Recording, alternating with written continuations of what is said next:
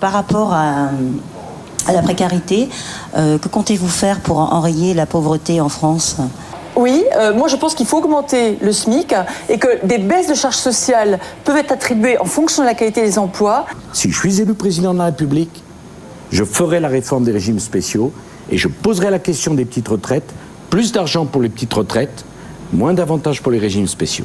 Cette solidarité ne peut se passer que dans le cadre national. Il ne peut pas y avoir de solidarité mondiale. On n'a pas de solidarité sociale avec l'Afrique. C'est moi qui sème et c'est moi qui récolterai. On n'a qu'à prendre sur les profits, sur les dividendes pour maintenir les emplois. Moi, ce que je propose, c'est une allocation d'autonomie pour tous les jeunes en formation ou à la recherche d'un emploi de 18 à 25 ans à hauteur de 700 € minimum.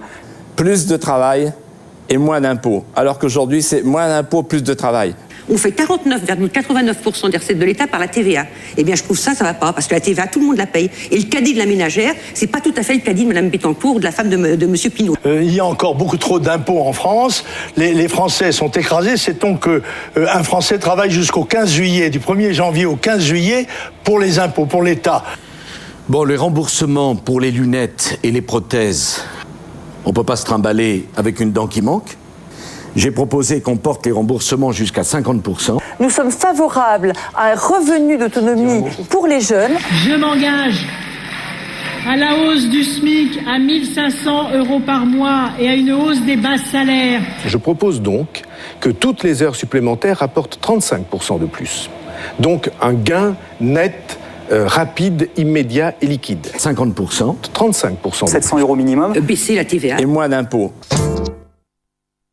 De la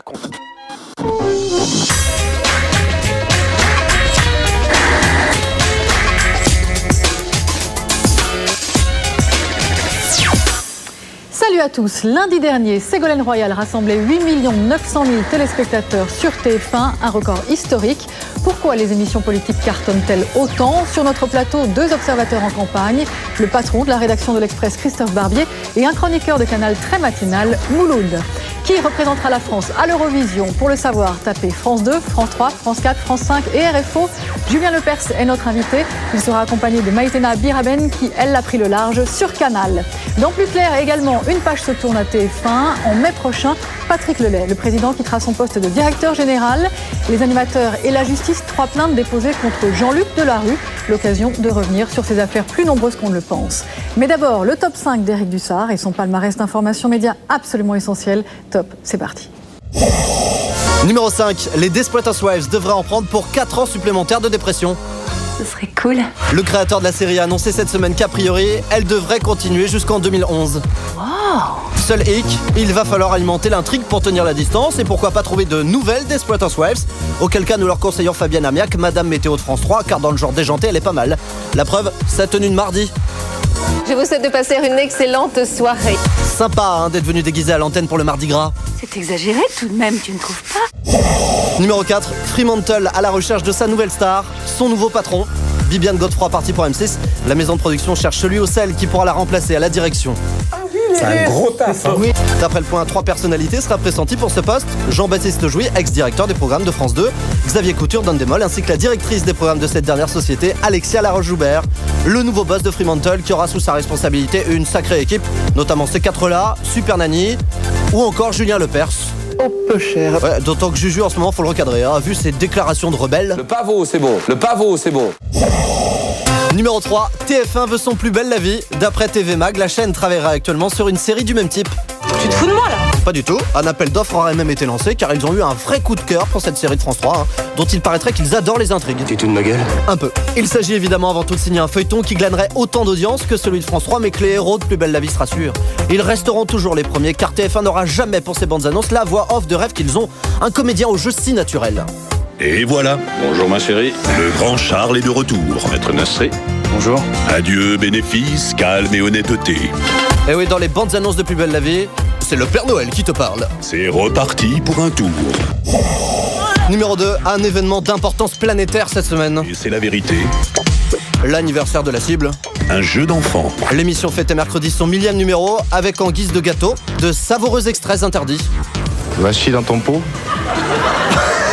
Écoutez, je vous remercie. Me concernant en tout cas, je n'en ressens pas le besoin. Une fête au goût un peu amer puisque des rumeurs de plus en plus insistantes semblent dire que la direction de France 2 aurait ce jeu dans le pif et que du coup, il devrait bientôt faire plouf. On parle d'une éventuelle suppression fin mars, il ne vous resterait donc plus beaucoup de temps pour essayer de comprendre ce jeu de ouf où Marie-Ange Nardi raconte en toute impunité absolument n'importe quoi. Veuf, bœuf, patapouf. Numéro 1, c'est l'info-fiction de la semaine. Doc Gynéco, bientôt héros d'un téléfilm sur TF1, une adaptation d'Alibaba et les 40 voleurs, où, oh surprise, il ne jouera pas un Alibaba cool, ils ont choisi de faire dans le comique, il lui confie le rôle du génie. Et pourtant, apparemment, il ne faut pas trop le frotter comme une lampe en ce moment, sinon l'alarme se met en route. Après l'épisode Ruquier, nouveau pétage de plomb pour le Doc il y a quelques jours, en radio cette fois, dans les studios de WeFM, où il s'est encore mis en pétard et pas dans le sens habituellement entendu avec lui. Imbécile, tu veux mourir? Origine de cet échange sympathique, le fait que les équipes de WeFM aient exigé qu'un des membres de son staff quitte le studio pendant l'interview, de quoi sortir le Doc de sa torpeur, et au réveil, il n'est pas de bonne humeur.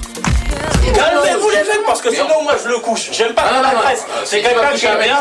Je te couche et je le couche après. Mais oui, même quand il s'énerve, on reste dans des histoires de coucherie. Hein. D'ailleurs, cette altercation, on aurait dit une nouvelle version d'un de ses plus grands tubes. Le Doc Gynéco, je déroule les slips d'up. Cool. Je vais t'arracher tes bouches, je vais te bouffer le cul. Je vais te lécher la chatte. Fais attention. Coup de tonnerre à TF1 mardi lors du conseil d'administration. Patrick Lelay a annoncé qu'il souhaitait quitter ses fonctions de directeur général de la chaîne plus tôt que prévu. Il restera néanmoins président. Christelle Rebière. Patrick Lelay en retrait. En mai prochain, il cédera son poste de directeur général à Nonce Paolini, un pilier du groupe Bouygues, et gardera la présidence tout au plus pendant 2 ans. C'est un tournant pour TF1, car Lelay a fait de cette chaîne une exception. C'est une chaîne qui fait à peu près un tiers de l'audience de la télévision française et qui collecte plus de la moitié des recettes publicitaires de la télévision. Donc c'est une situation qui n'existe nulle part ailleurs en Europe. Il y a 20 ans, lors des auditions en vue de la privatisation de TF1, Patrick Lelay se donnait une ligne de conduite. Tout d'abord, respecter le téléspectateur. C'est-à-dire ne pas abîmer ce qu'il aime, protéger ses rendez-vous familiers, protéger les émotions qu'il doit à la une et les services que la une lui rend. 17 ans après, le discours avait, comment dire, un peu évolué. Ce que nous vendons à Coca-Cola, c'est du temps de cerveau humain disponible. Mais peu importe, TF1 pulvérise les audiences. Le grand bluff de Patrick Sébastien en 92, qui était une référence pendant longtemps, parce qu'on captait quasiment 75% de part d'audience, donc c'était énorme. Des programmes de télé-réalité qui poursuivent pendant 6 ans, Koh-Lanta, la Star Academy, qui sont présentes les mêmes programmes pendant 6-7 ans de suite, c'est quand même quelque chose qui est absolument colossal. Aujourd'hui, sa part d'audience frôle les 32%, mais se fait grignoter par les nouveaux médias. Patrick Lelay a tout fait pour retarder l'arrivée de la TNT, puis s'est résolu à prendre le train en marche via des participations dans TMC et NT1. Et aujourd'hui, 1 an après avoir cédé TPS à CanalSat, on reparle d'un bouquet satellite gratuit. TF1 se pose un peu en concurrent de la TNT gratuite, donc je ne paye qu'une fois pour l'achat de mon équipement et ensuite les chaînes me sont offertes et me sont acheminées gratuitement, avec donc un plus par rapport à la TNT, c'est pas seulement 17 ou 18 chaînes, c'est en plus les chaînes du groupe TF1 et peut-être du groupe AVE. Et il reste d'autres chantiers. Il avait dit je partirai pas tant que je n'ai pas fait du groupe un groupe média multi-support. Le principal enjeu de son successeur, c'est de réussir à faire ça, c'est de réussir à faire que si on regarde pas TF1 le soir à 20h, on a quand même contact avec un média TF1 d'une manière ou d'une autre, soit sur Internet, soit d'une autre façon. Côté programme aussi, la passation de pouvoir se prépare. Étienne Moujotte devrait passer la main en juin 2008 à Takis Kandilis, son adjoint actuel au programme. C'est le début du commencement de la fin d'une époque.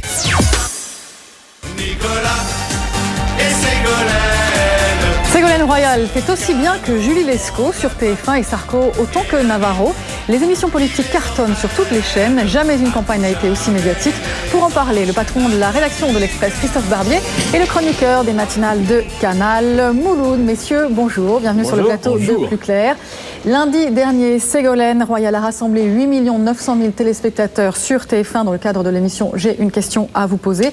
C'est la meilleure audience d'une émission politique depuis 15 ans. C'est la meilleure nouvelle depuis 15 ans. Non, mais on peut mesurer l'intérêt des Français pour cette campagne et ils sont passionnés par la campagne parce qu'elle est passionnante. passionnante, on soulève un nombre de thèmes très importants, et puis on a affaire à des candidats qui sont eux-mêmes passionnants, qui, par leur dimension psychologique, personnelle, leur style, renouvellent complètement le genre. On va parler de la forme de l'émission. J'ai une question à vous poser, qui n'est pas d'ailleurs la seule émission qui met face à face candidats et citoyens. C'est un principe, une forme d'émission qui recueille les suffrages des électeurs, des téléspectateurs, les vôtres également ? Moi, il y a toujours des trucs qui me dérangent, c'est que j'ai l'impression qu'on est un peu dans le même phénomène que le loft. C'est-à-dire que la première fois, les gens... C'est de la télé-réalité. C'est de la télé-réalité, quoi. C'est que la première fois, les gens avaient vraiment des questions à poser, et la deuxième fois, ils étaient là un peu en show-off. C'est-à-dire qu'il y avait un côté spectacle où ils voulaient tous briller plus que l'autre par rapport à leurs questions. Ce qui m'inquiète, moi, c'est pas que cette émission existe, c'est qu'il n'y ait qu'elle. C'est-à-dire qu'on ait l'impression que ça peut remplacer toutes les autres émissions, et notamment les émissions de confrontation entre des politiques d'un bord et des politiques de l'autre. Ils ne débattent plus entre eux. Alors on aura peut-être le débat d'entre-deux tours rituel, mais Ségolène Royal, elle a fait toute sa primaire et toute sa campagne pour l'instant, sans trouver en face d'elle ni des experts sur une durée assez longue d'émission pour vraiment travailler au corps son programme, ni des adversaires politiques. Donc on les met pas en difficulté.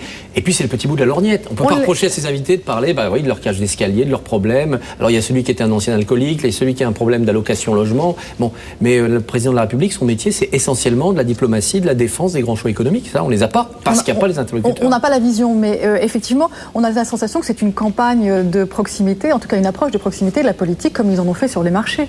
Oui, alors c'est bien parce que ça met un terme définitif au président monarque très loin, très transcendant. En revanche, ça n'est pas suffisant. C'est la fin du protocole, ça c'est bien. Le président citoyen, président de tous les Français, mais président comme tous les Français. Selon vous, si ce sont les candidats qui refusent ces débats contradictoires ? Oui. Ou ce sont les chaînes qui ont... Non, mais ils ont peur, les candidats. Je pense que Nicolas Sarkozy a peur d'affronter Ségolène, parce que même s'il gagne dans le débat, on va dire qu'il s'attaque à une fille, parce que c'est quand même un mec assez agressif en débat, Sarkozy. Et vice-versa, elle a peur, elle, de se faire coincer sur des questions comme les sous-marins nucléaires ou le chiffrage. Donc ils ont peur que dans un tel débat, les points qu'ils perdront leur soient fatals. Donc ils ont vraiment une stratégie de fuite. Quoi qu'il en soit, quelle que soit la forme des émissions politiques aujourd'hui, elles rencontrent toutes un franc succès. Marie-Laurence Rincé. Près de 9 millions de téléspectateurs pour Ségolène Royal lundi dernier sur TF1. Aucune émission politique n'avait fait autant d'audience à la télé depuis plus de 10 ans. Un succès qui tient autant au fond qu'à la forme du programme. Ce qui intéresse les gens dans ces émissions, c'est d'abord bien sûr le débat, enfin c'est sans doute le débat public, mais c'est aussi la part ludique que nous avons tous en nous. Et je suis très frappé par le succès de l'émission J'ai une question à vous poser, qui est 100 contre 1 ou 1 contre 100, qui est exactement le même nombre, le même dispositif que l'émission de jeu de TF1. Un combat impitoyable entre un candidat et 100 adversaires. On attend du candidat qu'il réponde bien, sinon il va dans le mur. Pour cette élection, toutes les chaînes se sont mises à la politique, même M6 a désormais son rendez-vous hebdomadaire. Si toutes n'enregistrent pas les audiences de TF1, on constate partout un vrai regain d'intérêt pour la présidentielle, qui dépasse d'ailleurs largement la télévision. Sur toutes les chaînes, il y a une augmentation de l'audience très sensible dès qu'on parle de politique. C'est vrai dans tous les médias. Les blogs politiques, l'Internet politique marche. Les journaux de la presse écrite, quand ils font des sujets politiques dans les news magazines, ont 15 à 20% d'augmentation de l'audience. Il y a un moment de réintérêt des Français pour la politique. De bons scores donc même pour les émissions qui ne sont pas dédiées à la politique. Avec François Bayrou en rédacteur en chef, le Grand Journal a réalisé une audience historique avec plus d'1,5 million de téléspectateurs en moyenne. Il touche une partie de son salaire ou... Absolument. Mais comment une partie? Je vais faire le travail, je touche tout le salaire. Et avec une prime, parce que c'est en plus une prime d'intérim. Une couverture médiatique beaucoup plus importante qu'en 2002, où les candidats à la présidentielle étaient souvent relégués à la fin du journal télévisé. Cette fois-ci, les deux favoris créent davantage l'événement, si l'on en croit les retombées médiatiques mesurées en UBM, en unité de bruit médiatique. À titre d'exemple et un peu comme illustration, l'investiture de Ségolène Royal qu'on voit ici sur le pic rouge a fait 1800 UBM, quand celle de Lionel Jospin en 2002 n'a fait que 500 UBM. Donc plus de 3 fois plus de buzz médiatique sur l'investiture de Ségolène Royal que sur l'investiture à l'époque de Lionel Jospin. Si les téléspectateurs se passionnent pour la politique, ce n'est pas le cas en revanche des annonceurs qui boudent encore ce type de programme, et ce malgré l'opération commerciale de TF1. Pour J'ai une question à vous poser, la chaîne a revu ses tarifs publicitaires à la baisse. Juste 2 minutes et on se retrouve tout de suite. C'est de l'ordre de 55 000 €, les 30 secondes en coupure de Ségolène ou de Sarko. Et Joséphine, je crois, sur Mars, Ange Gardien, est vendue à 96 000. Voilà. presque 2 fois plus cher que Ségolène, la Joséphine. Encore frileux, les annonceurs ont préféré lundi dernier miser sur FBI, une valeur sûre diffusée sur France 2. Christophe Barbier, des candidats qui deviennent rédacteurs en chef d'une émission comme Le Grand Journal ou sur les matinales des radios ou encore François Bayrou de nouveau chez Estelle Denis. Il y a effectivement une nouvelle forme pour parler de politique, mais il y a également 2 nouveaux journalistes politiques. Alors le sont-ils réellement d'ailleurs et qu'est-ce que vous pensez de toutes ces nouveautés ? C'est la première présidentielle où les candidats, c'est la génération télé. Ils sont nés avec, ils sont nés dedans, ils n'ont pas fait de politique une seconde sans la télévision. Alors que Jacques Chirac, François Mitterrand, ils ont commencé la politique sans que la télé soit très importante et ils ont dû apprendre. Et d'ailleurs, ils ont appris avec difficulté. Donc, ils maîtrisent complètement l'outil. Donc, c'est devenu très difficile d'abord de les déstabiliser. En revanche, c'est devenu très facile de leur faire des numéros comme ça où ils vont être brillants, d'où les audiences. D'où la nécessité, évidemment, d'avoir en face, si possible, des experts qui soient intransigeants et puis des chroniqueurs, des commentateurs qui puissent être sur un registre libre, sur un registre différent pour essayer de les déstabiliser un petit peu. Ce qui se passe dans cette élection également, ce qui est très particulier, c'est la défiance des téléspectateurs, des citoyens à l'égard des journalistes et des médias. Il y a eu donc 2002 où les journalistes n'ont pas annoncé la percée de Le Pen et puis une forme de prosélytisme aussi lors du référendum de 2005. Est-ce que c'est cette défiance qui fait qu'on a besoin aujourd'hui de mettre face à face candidats et citoyens ? Il faut faire attention à ça quand même, parce que d'abord c'est un peu faux. Nous avions à l'Express fait 2 pages, Au secours Le Pen revient en janvier 2002. On a été les premiers à faire à la une pourquoi le non peut gagner en mars 2005. Donc on n'est pas dans ce politiquement correct. C'est un peu qui veut noyer son média l'accuse de la rage quand même depuis un certain temps. Et ça participe d'une grande illusion un peu dangereuse, c'est qu'on peut se passer de tous les intermédiaires. On peut se passer du Parlement pour la démocratie participative, on va directement à la démocratie directe, la démocratie représentative c'est fini, on peut se passer des journalistes, on peut se passer de tous les intermédiaires, directement du producteur au consommateur. Donc les politiques en jouent, et François Bayrou hurle contre les médias alors qu'il est très bien traité par les médias. De mieux en mieux. Et les citoyens tombent dans le panneau. Mouloud, vous, votre approche, c'est d'aller sur le terrain. En fait, vous prenez une caméra et puis vous suivez au plus près les campagnes, les candidats, vous allez dans les meetings. On va regarder tout de suite un extrait d'ailleurs de ce que vous proposez dans la vie de Mouloud et puis vous nous direz ce que ça apporte. Ok. Vous êtes rencontrés où ? À l'UMP. Alors comment est-ce qu'on pêche à l'UMP ? Est-ce qu'on vient de dire t'as entendu le nouveau discours de Villepin Non, en fait, si on est... Et si on supprimait la double peine Est-ce que si Sarkozy l'achève, vous seriez prêt à recueillir Doc Gynéco ? Ah non, parce que c'est Sarko qui est son petit maître. Vous avez fumé une cigarette qui fait rire ? Non, mais j'essaye.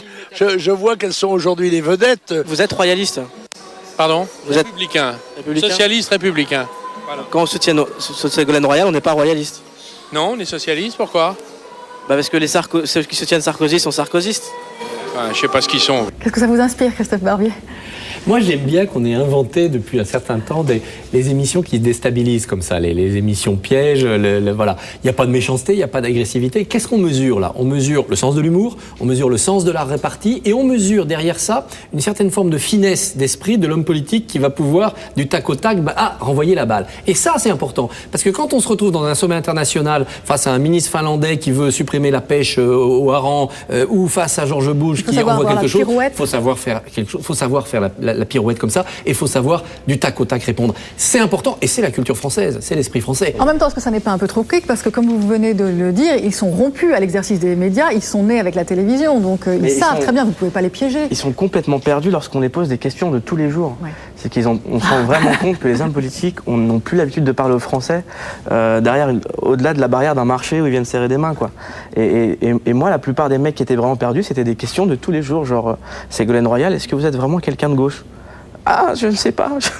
Ils sont briefés sur tout ce que les journalistes politiques pourraient leur poser, mais sur ce que les Français pourraient leur poser au-delà d'une émission où ils sont 100 avec PPDA, ils ne savent pas. Il n'y a pas que les candidats qui soient nés avec la télévision, en tout cas dans leur carrière politique, il y a aussi les électeurs. Pensez-vous que les électeurs, aujourd'hui, savent décrypter un comportement de candidat à la télévision et lire entre les lignes ?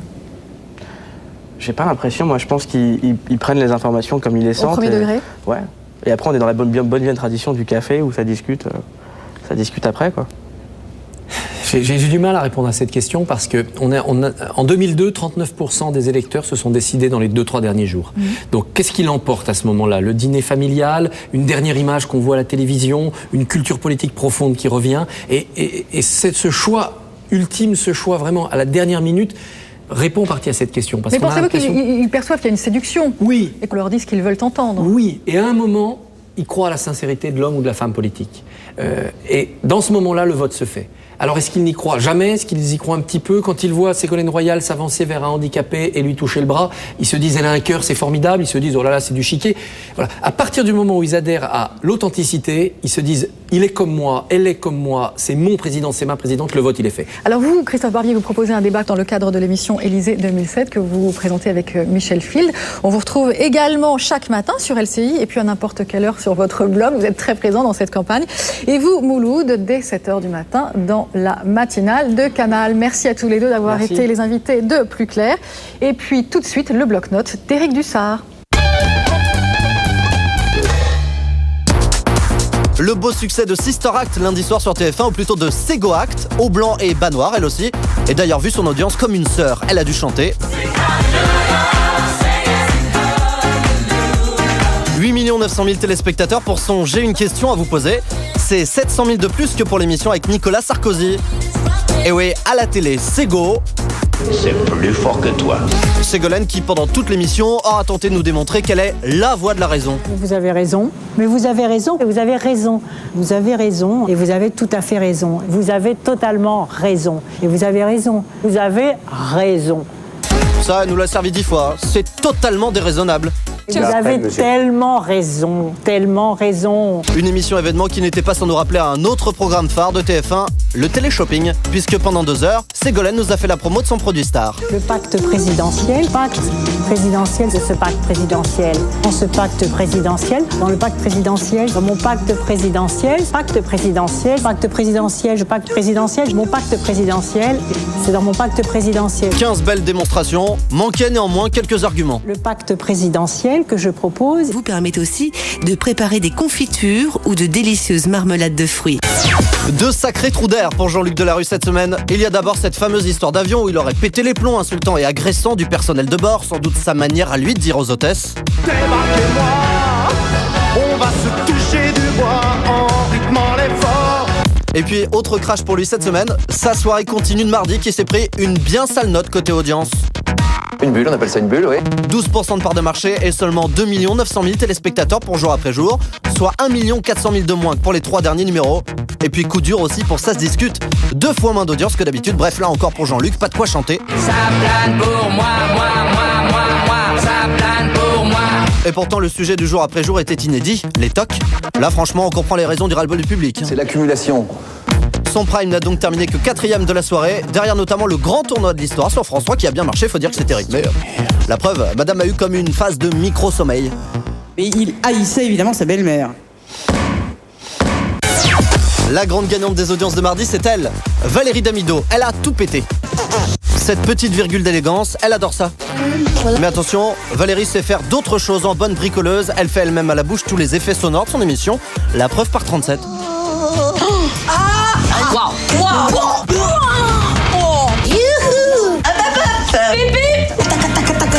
Mardi, Déco s'est hissé sur la 2e marche du podium des audiences. 4 600 000 téléspectateurs pour son remake de Massacre à la tronçonneuse. Une Valérie hors d'elle. Rien ne pouvait stopper sa fureur. Une vraie folie dévastatrice. Sa visite s'est finie par des murs maculés d'un rouge sang. Il y en a partout. Le championnat du monde de ski samedi dernier sur France 3 avec de faux départs. Un montage, c'était l'ami Picard, c'est parti. Et des commentaires première étoile. Il s'appelle, donc il nous vient de la Finlande, Kaiko Niemi. Oui, ça n'est pas le nom d'un meuble à monter chez soi qu'on achète dans un magasin suédois. Ça volait haut et ça volait aussi parfois très bas. En présence de Sa Majesté le Roi. Vous l'avez entendu? Ah non, on n'a rien entendu. Le Roi. Un petit planeur qui semble également être passé au-dessus de la tête de Béatrice Schoenberg le week-end dernier, puisqu'elle a fait comme si elle avait été victime d'un spectaculaire coup de vent en lançant à l'antenne une opération de sauvetage capillaire. C'est la fin de ce journal. Une mèche de travers et c'est l'angoisse, alors que franchement, elle n'en était pas non plus à ce point-là. Hein. Ainsi se termine ce journal. Léger coup de panique aussi lundi soir pour Patrick Poivre d'Arvor, qui s'est retrouvé pendant 1 minute et 6 secondes avec une portée de chaton dans la gorge. Les motivations de l'adolescente fugueuse n'ont pas été déterminées. Et là, tenez bien son imitation du père Fora. Qui est-il? été dérobé le week-end dernier dans une fonderie. Patrick n'avait donc plus de voix, enfin suffisamment quand même pour que l'on entende son appel au secours. Récit d'Axel Girard et Michel Nogaret. De l'eau de putain, de l'eau de putain, de l'eau de putain. Dernier épisode de 24 heures chrono, saison 5, jeudi soir sur Canal. Jack Bauer a enfin terminé son boulot et franchement quand il fait le bilan de sa journée, il est content. Il se dit...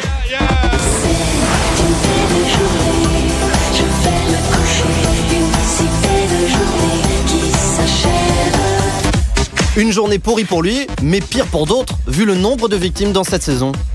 J'en compte à peu près une douzaine. Pas vraiment, non. 77 morts en tout. Pour 60 d'entre eux, cette journée, ce fut de la balle.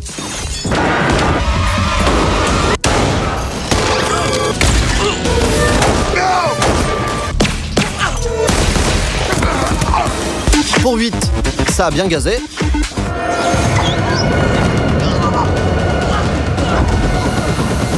Et 5 ont eu quelques problèmes laryngés. Bref, une journée crevante pour Jack. Il l'a bien mérité, sa petite pause télé tranquille devant... Émission qui pourrait d'ailleurs lui donner des idées de torture pour les prochaines saisons.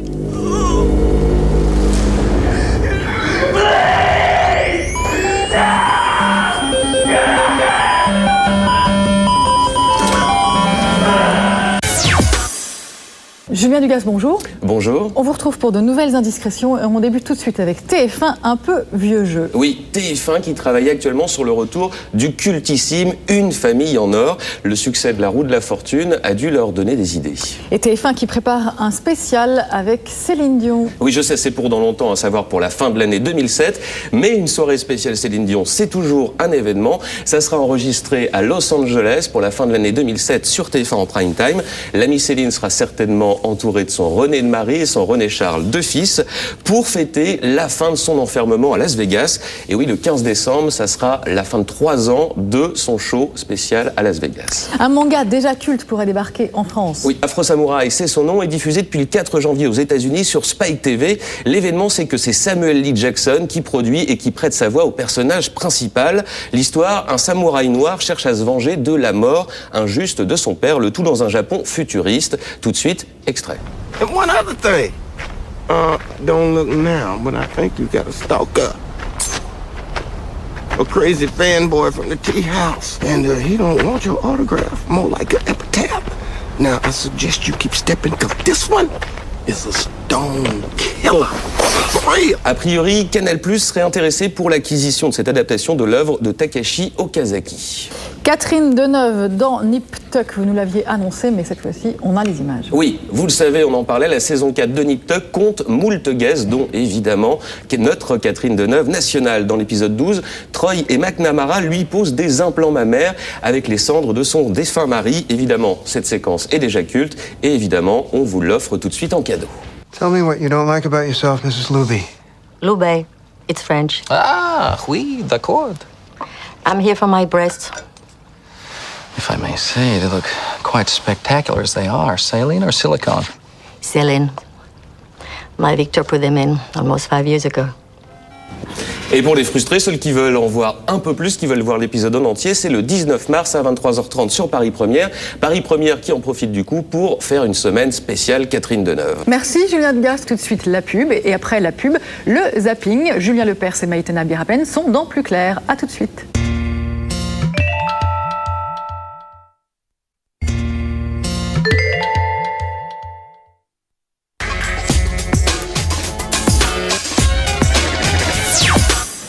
Claire, la suite, c'est tout de suite avec le zapping. Jean-Luc Delarue en prise avec la justice à la suite d'un incident sur le vol Paris-Johannesburg en Afrique du Sud. Ce n'est pas la première fois que des animateurs ont des démêlés avec la justice.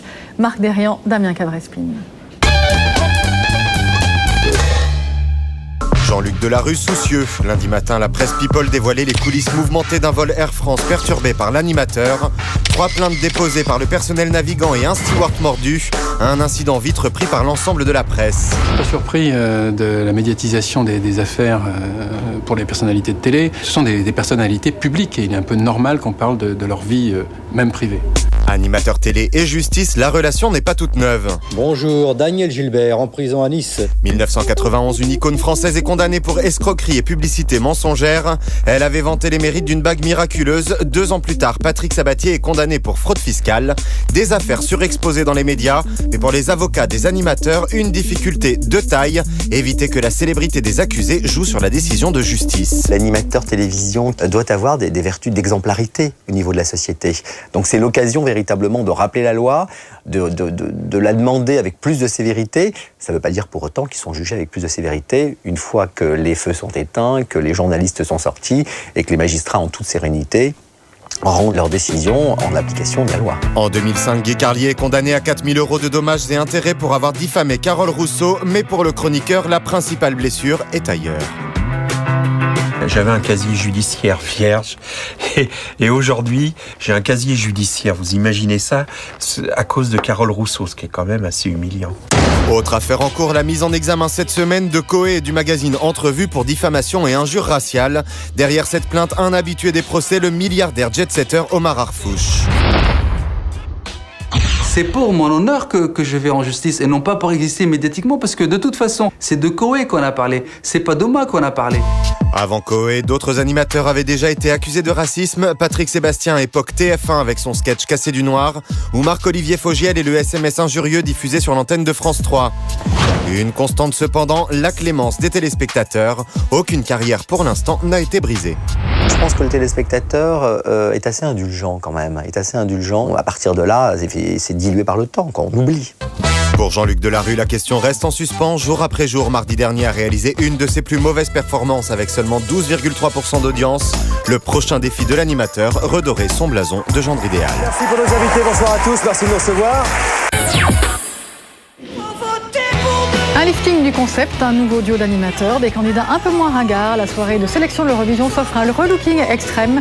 Nous recevons Julien Lepers, accompagné de Maïtena Birabin, qui joue les Globetrotters sur Canal. Bienvenue à tous les deux. Bonjour. Non, plus clair. Bonjour Florence, bonjour tout le monde. Vous vous connaissiez? Pas du tout.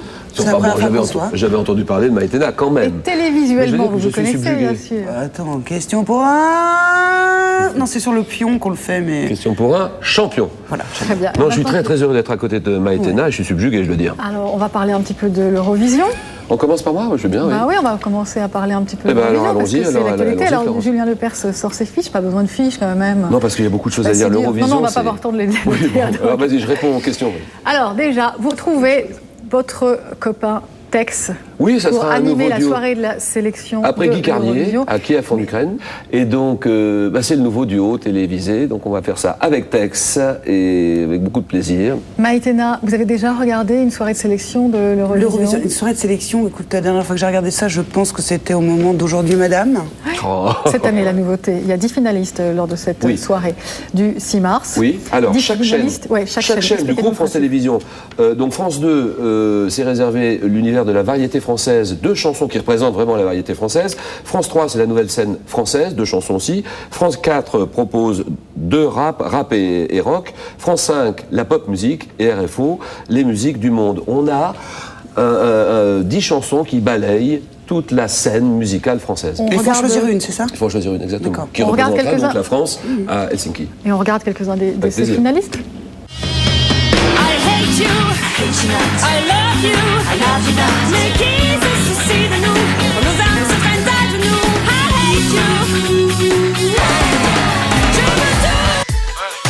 قلبي مرسوم على شفتي نبي الغربة بلادي والوادي ماركري مصرت عليه وين قلبي مرسوم على جهتي قلبي مرسوم على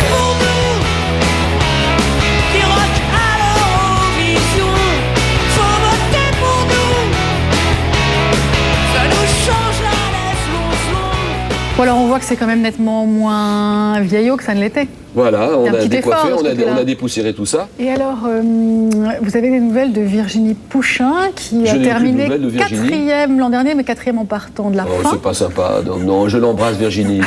Non, mais ça, c'est pas sympa non plus. Ça m'étonne de Florence. c'est drôle. C'est drôle, c'est pas très grave. Il faut un classement, c'est pas très grave du tout. Et puis peut-être que ça va être une nouvelle carrière pour elle, j'en sais rien. Et vous n'êtes pas encore allé tourner du côté des pays scandinaves dans le cadre de votre émission Les Nouveaux Explorateurs. Je pense qu'on va y passer puisque moi j'ai en charge, je présente une émission de documentaire sur Canal et je fais moi-même 4 documentaires sur l'éducation des enfants. Et donc l'idée évidemment c'est d'aller voir un jour ou l'autre du côté des pays scandinaves qui sont le modèle parfait, n'est-ce pas? Mais pas tout de suite, pas forcément tout de suite. 17h le dimanche sur Canal. Les Nouveaux Explorateurs. Il y a des nouveaux explorateurs, il y a encore des explorateurs et des aventuriers aujourd'hui. Il y a encore des zones à explorer. Mais moi je pense qu'il y en a justement plein. D'abord, il y a une très bonne idée dans cette émission qui est l'exploration à l'envers, parce que c'est vrai quand on parle d'exploration, on considère que c'est notre point de vue à nous.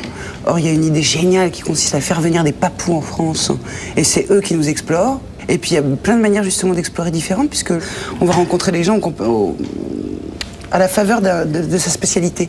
Il y a un cuisinier qui va faire la cuisine chez les autres. Il y a un grand reporter qui nous emmène sur les zones de conflit, mais qui nous les montre autrement. Il y a une fille qui est folle de ville qu'on verra dimanche à Mégalopolis, qui va voir comment les gens saisissent leur ville et vivent dedans. Alors Maïtena, on avait l'habitude de vous retrouver non pas à 17h à l'heure du thé le dimanche, mais plutôt à 12h40 sur Canal. Ouais, à 12h40 sur Canal, chaque jour, pendant la semaine. C'est pas un horaire qui vous allait mieux que l'heure du thé? Je me fiche complètement de l'heure à laquelle ça passe. Si vous voulez, quand on a travaillé à 9h du matin pendant 3 ans... C'était les maternelles? Voilà, on se fiche à peu près de tout, comment vous dire. Et je pense pas que l'intérêt aille avec l'horaire de diffusion. Et cette collection de documentaires, est-ce que c'est un lot de consolation pour ne pas avoir pu continuer? Nous ne sommes pas des anges sur Canal. C'est ça qu'il faut que je réponde. Écoutez, je sais pas, sûrement. C'est vécu comme ça par certains. Non, c'est une question. Non, mais dans le métier, en tout cas, ça peut être vécu comme ça. Moi, je sais pas comment vous dire. Je suis rentrée dans le bureau de mon patron qui m'a dit écoute, on arrête ton émission à 12h40. Je lui ai dit écoute, je te comprends. En même temps, comment te dire je suis enceinte, donc je m'attendais à être virée. Et on me donne ça, ce qui me permet d'avoir un enfant, de faire le tour du monde et de rencontrer des gens fantastiques. Si je suis au placard, c'est bien comme ça me va. Moi, Elle n'a pas la langue dans sa poche, c'est ça qui me plaît. Mais justement, je l'adore. C'est pour ça qu'elle a un succès fou. Les yeux, le regard, le sourire, tout. Julien Lepers, vous avez à votre actif 2 septennats, un quinquennat. Ouais, respect. Comment ça? Respect, parce que ça fait très longtemps que vous présentez Question pour un champion. 18 Alors, ans. qu'est-ce que c'est le secret pour rester un animateur qui a la cote? Je ne sais pas, mais ça... Vous ennuyez pas, parce que 18 ans, Julien, c'est long. Ça fait 5000 fois qu'on pose cette question-là. Alors, la réponse est non, parce que c'est... Alors, la gourde t'a demandé. Les candidats sont nouveaux, les questions sont nouvelles. Non, franchement, c'est bon. 18 ans, c'est long. Et je m'ennuie pas d'être numéro 1 tous les soirs, donc on est à 18h05 et c'est... Vous avez augmenté la cadence puisque c'est 7 jours sur 7 maintenant. C'est pas légal. Ce n'est pas légal. Pourquoi ça? Ah oui, 7 jours sur 7. Non, mais bon, je suis très content de faire ça. Maïtena, un souhait pour le futur, si vous pouviez en exprimer un?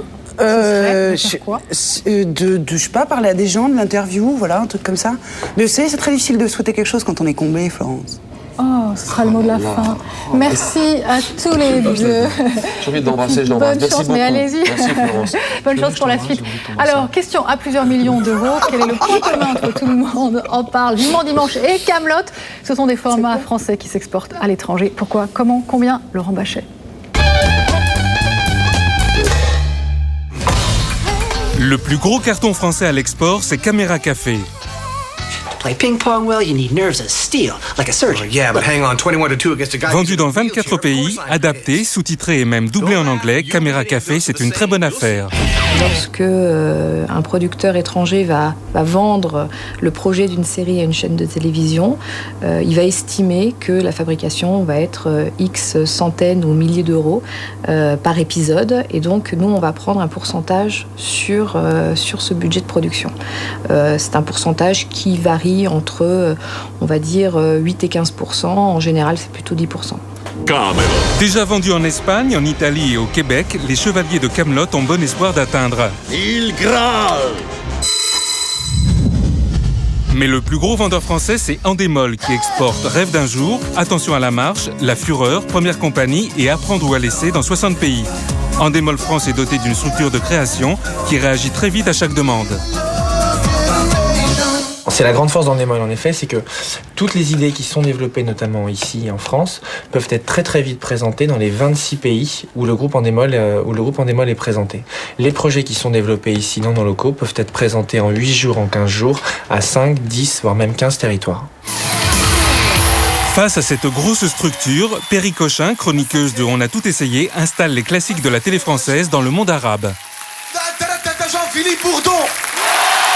J'ai acheté les droits de ces émissions pour les fabriquer, les produire en langue arabe pour tous les pays arabes. J'ai commencé par Tout le monde en parle, Un gars, une fille, puis ensuite Vivement dimanche, Taratata. Vivement dimanche devient Sharaftouna. La forme est identique, mais les thèmes abordés diffèrent. Les sujets de politique ou les sujets qui touchent à la religion ou les sujets de société qui sont aujourd'hui des choses tout à fait normales chez nous, telles que le divorce, l'avortement, l'homosexualité, tous ces sujets qui font partie de notre quotidien en Europe. Là-bas, c'est pas le cas. Côté chic et haute couture, 93 Faubourg Saint-Honoré va être adapté au Québec, déjà convaincu par le style Ardisson.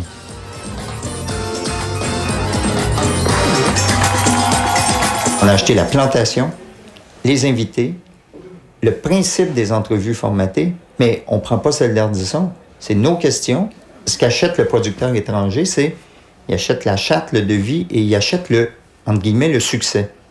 Ça devrait mieux fonctionner. Ou à partir de là, au lieu de partir à 0, on va partir à 8. Côté succès, Guy Lepage a fait ses preuves. Il a conçu Un gars et une fille vendus dans 13 pays. On dirait que tu sens le sexe. M6 est devenue grande et fêtera ses 20 ans en mars prochain. Retour sur 2 décennies de la petite chaîne qui n'a cessé de monter. Julien Dugast. Maintenant, si vous en êtes d'accord, que la fête commence.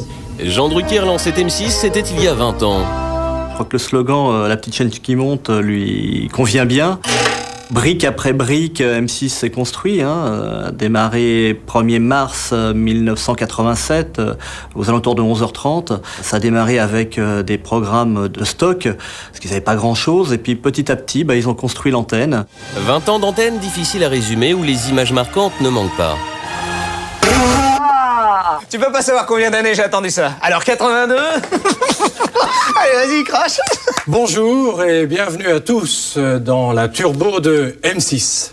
Jean Edernalier, Jean-Luc Delarue, Séverine Ferrer, le clin d'œil de Serge Molitor, la moustache de Laurent Boyer, les pitreries de Michael Youn et sa bande du Morning Live. Chaîne musicale à ses débuts, M6 a toujours choisi la contre-programmation. Dans ses gènes, M6 est l'outsider. C'est la chaîne qu'on avait condamnée. On avait dit c'est la chaîne de trop. Donc c'est culturel, c'est dans l'ADN d'M6 d'être celle qui doit se défendre, qui doit exister. Emmanuel Chan sait quelque chose, lui qui, comme Patrick de Carolis et d'autres, ont contribué à l'info sauce M6. Résultat, 1% environ de hausse à Wall Street en 5 jours. C'est un bon résultat. Un petit peu moins à Tokyo. C'est en fait à Paris que la progression a été la plus forte. Mais s'il ne fallait retenir qu'un événement marquant, ce serait bien sûr le Loft, véritable révolution du PAF en avril 2001. Au bout de 70 jours, il n'en restera plus que 2. Qui sera le couple idéal? C'est vous qui décidez. Avant, j'étais personne. Je marchais normalement dans la rue. J'étais Loana comme tout le monde. Et je suis ressortie, je faisais la couverture des magazines. Et pour moi, c'était irréel. C'est probablement l'événement le plus important de l'histoire de M6, puisqu'il a mobilisé l'opinion, les autorités, le CSA qui est allé de son communiqué évidemment, un peu pauvre et seul, un communiqué un peu pauvre et seul, des journaux prestigieux, Le Monde qui en a fait des tonnes, avec un sondage de la Sofres qui d'ailleurs donnait une autorité à l'émission, et du coup c'est devenu le phénomène de société que M6 a gagné, et la chaîne a gagné ce jour-là. La chaîne a gagné grâce au Loft et surtout grâce à une gestion serrée à M6, un sou est un sou. Du coup, on a souvent reproché à la chaîne de faire des programmes cheap. Ce qu'on appelle le coût de rentabilité de la grille, on met en rapport ce qu'a coûté la grille par rapport finalement à ce qu'elle a rapporté au niveau publicitaire. Et chez TF1, ce taux est de 25%, alors que chez M6, il est d'environ 50%. Rentable M6 malgré des échecs qui font aussi partie de son histoire. Après un Loft 2 au casting douteux, les colocataires n'ont pas vraiment trouvé leur public. Mais ce n'est rien comparé à la déception qu'a été Unisex et surtout, à bout de force, l'un des plus mauvais souvenirs des dirigeants de la chaîne déprogrammé après un numéro. Mais M6, c'est aussi la chaîne des séries. Et oui, avec La Petite Maison dans la Prairie et plus récemment des succès comme Desperate Housewives et bien sûr Prison Break. Je vais te sortir d'ici, c'est impossible. Pas quand on a conçu les plans des bâtiments. Vous êtes toujours sur moi. Un Mac d'Info Hebdo, une émission de foot, un talk en direct, mais il manque quand même à M6 deux atouts de taille pour devenir une vraie généraliste. La grande messe du 20h, mais surtout... La case de l'avant-soirée, l'Access Prime Time, où là c'est un de leurs enjeux, pour enlever les séries et mettre des programmes de flux, talk show ou jeux qui caractérisent également les chaînes généralistes à ce moment-là de la journée. L'Access Prime Time, c'est d'ailleurs le nouveau chantier d'M6 pour la rentrée prochaine. Voilà, c'est la fin de Plus Clair. Rendez-vous la semaine prochaine à 12h40 pour une émission spéciale dans les coulisses de la télé. Dans un instant, l'hebdo cinéma de Daphné Roulier. Salut et très bon week-end.